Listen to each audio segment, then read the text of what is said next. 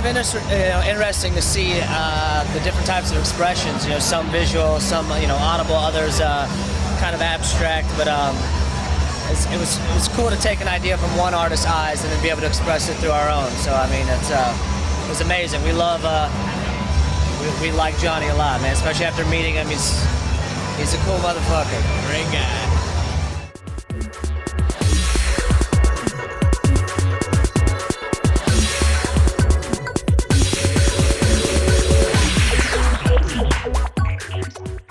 Working with Johnny was a really amazing experience. He's like just so influential in music.